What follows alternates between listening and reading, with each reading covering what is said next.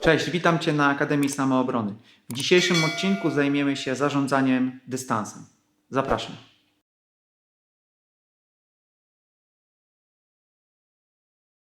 To, czego najbardziej obawiamy się w sytuacji kryzysowej, to silne uderzenie, które będzie w stanie pozbawić nas przytomności. Dobre zarządzanie dystansem wyeliminuje to zagrożenie.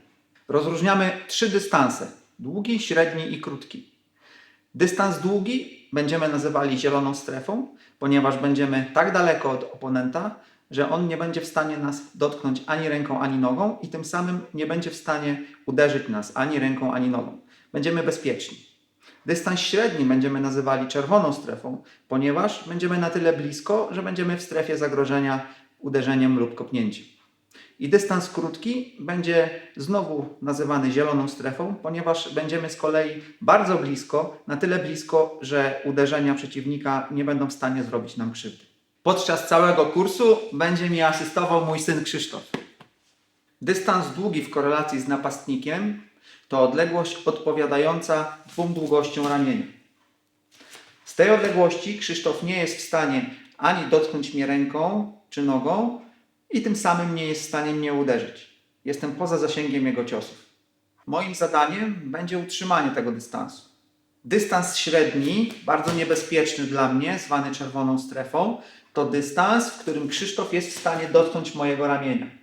Z tego dystansu istnieje bardzo duże zagrożenie tego, że trafi mnie ręką lub nogą. Wystarczającą siłą do tego, aby mnie znokautować. Dystans krótki to kolejna zielona strefa, w której jestem bezpieczny. Jest to bliski dystans, zwany klinchem, kiedy jestem na tyle blisko napastnika, że jego uderzenia nie będą miały na tyle dużej siły, aby pozbawić mnie przytomności. Naszym pierwszym zadaniem, nad jakim się skupimy, będzie utrzymanie długiego dystansu, czyli naszej zielonej strefy. Wcześniej jednak musimy powiedzieć sobie o pozycji, jaką będziemy przyjmowali. Stajemy sobie z dowolną nogą z przodu. W tym przypadku będę stał w pozycji lewej. Nasze ręce są uniesione i ustawione pomiędzy nami a napastnikiem.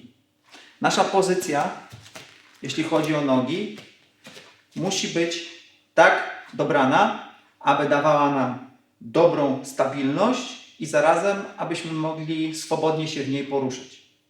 Powiedzmy, że długość naszej pozycji to krok marszowy, szerokość między szerokością bioder a szerokością barków. W tej pozycji będziemy musieli się sprawnie poruszać. Zasada jest taka sama jak we wszystkich innych sztukach walki. Kiedy poruszam się w jednym kierunku, krok zaczyna noga, która jest bliżej do tego kierunku. Czyli kiedy będę chciał poruszać się do przodu, krok zaczyna noga przednia. Kiedy będę chciał wycofać się, krok zaczyna noga tylna. Kiedy będę chciał pójść w lewo, zaczynam od lewej nogi. Kiedy będę chciał pójść w prawo, zaczynam od prawej nogi. Ręce cały czas przed sobą. Moja przednia ręka jest wyprostowana, ponieważ jak powiedzieliśmy wcześniej, to jest miarka naszego dystansu, naszej zielonej strefy. Teraz zaprezentuję to w ruchu z partnerem. Stoimy w pozycji w odległości 2 ramion od siebie.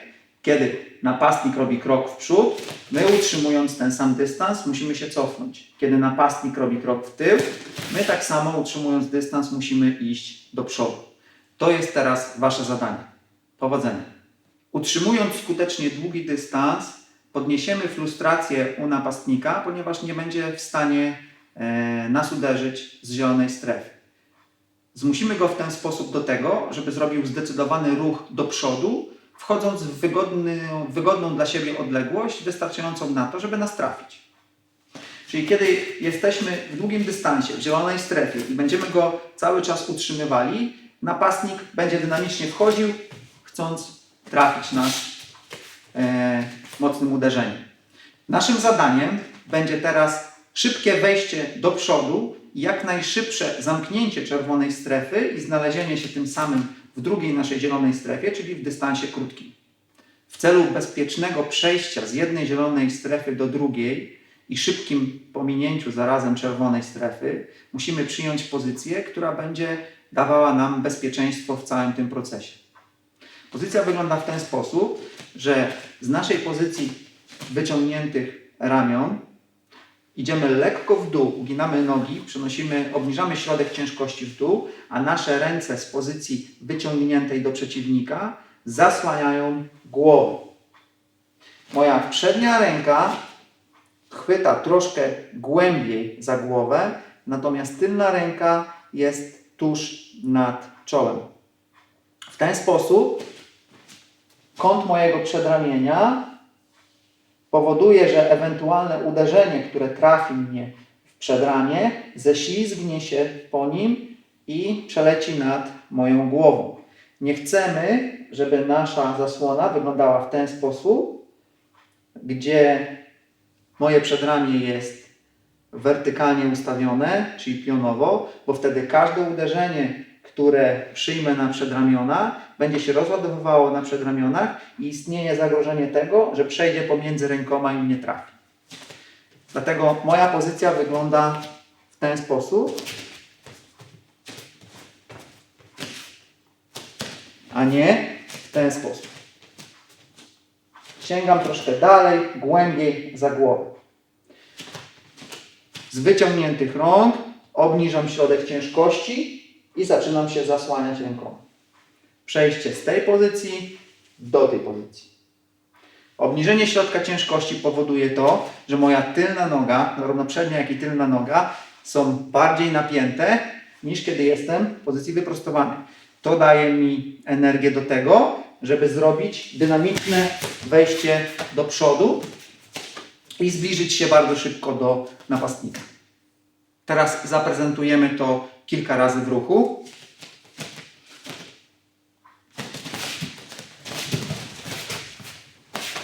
Do celów treningowych można umówić się z partnerem, że jego trzeci krok będzie bardzo dynamicznym wypadem do przodu z uderzeniem, natomiast my w tym momencie będziemy robili dynamiczny krok do przodu.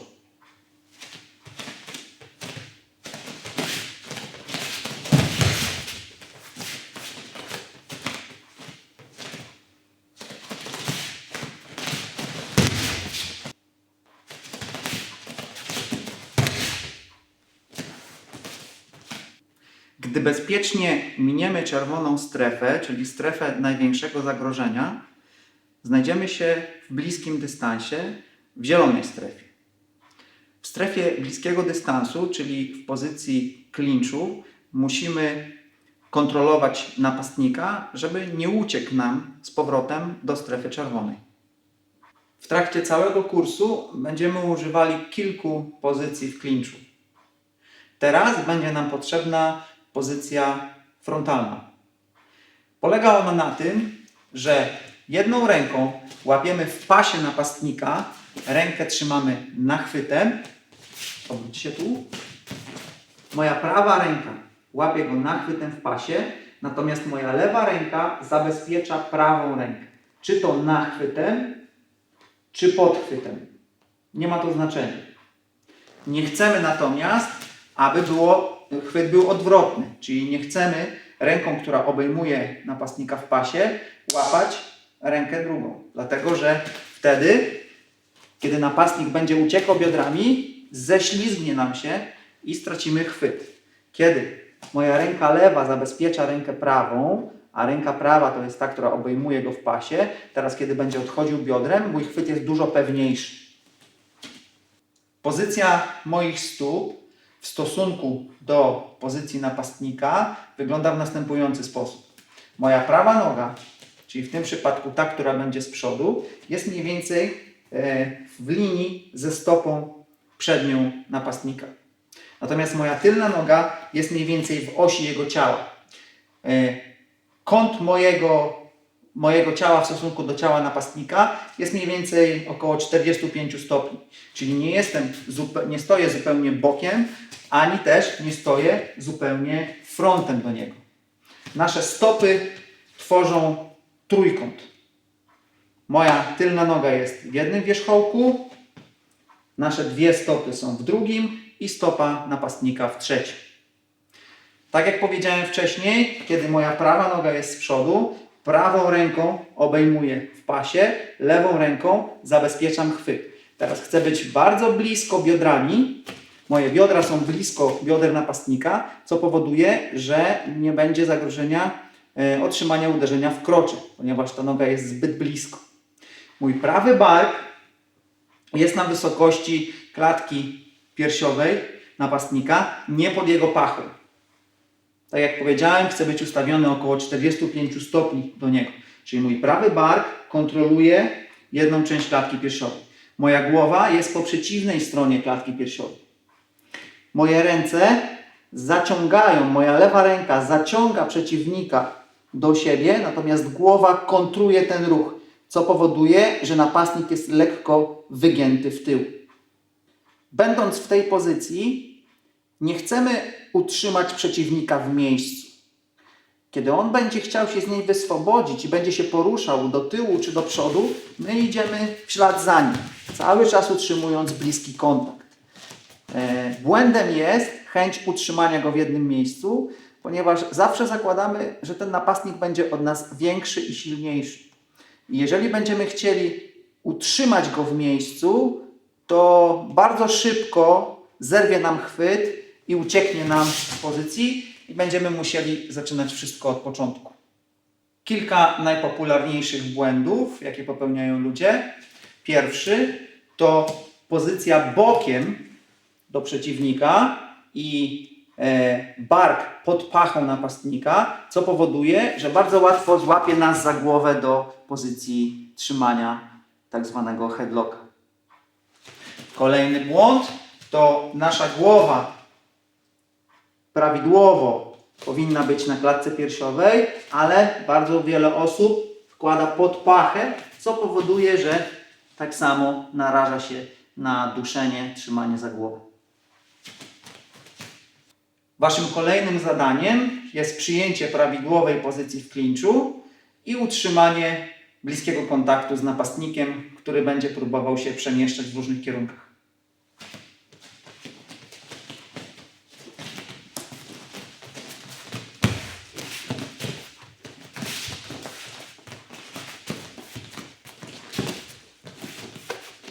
Powodzenia! Bliski dystans i pozycja klinczu gwarantuje nam to, że przeciwnik nie będzie w stanie wyprowadzić znacząco silnych uderzeń, na tyle mocnych, aby nas znokautować. Kiedy jestem w pozycji klinczu, jestem bezpieczny od uderzeń w krocze, jestem bezpieczny od uderzeń głową, jedynie jestem narażony na uderzenia wyprowadzane rękoma. Jednakże napastnik będzie mógł tylko wyprowadzić uderzenie siłą samego ramienia, co nie jest na tyle mocne, aby pozbawić mnie przytomności. Ja oczywiście także nie będę w tej pozycji spędzał nie wiadomo jak długo, bo będziemy przechodzili z tej pozycji do innych technik, które omówimy sobie w innych odcinkach. Teraz zaprezentujemy całość w ruchu.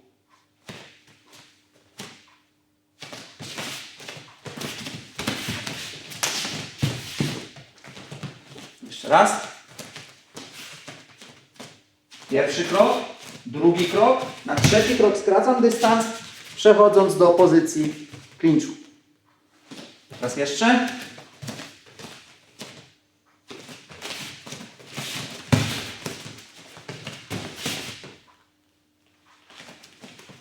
Powodzenia! Podsumowując, co najważniejsze w dzisiejszym odcinku. 3 dystanse. Długi, średni i krótki. Dystans długi i krótki są dla nas strefami zielonymi, ponieważ jesteśmy bezpieczni przed uderzeniami czy kopnięciami, ponieważ w dystansie długim przeciwnik jest za daleko, żeby nas trafić, natomiast w dystansie krótkim jesteśmy za blisko, żeby był w stanie wygenerować odpowiedniej siły uderzenia. Jeśli podobał Wam się dzisiejszy odcinek, dajcie łapkę w górę, subskrybujcie, komentujcie, uderzcie w dzwoneczek, a dostaniecie powiadomienie o kolejnym odcinku. Do zobaczenia i usłyszenia następnym razem. Trzymajcie się.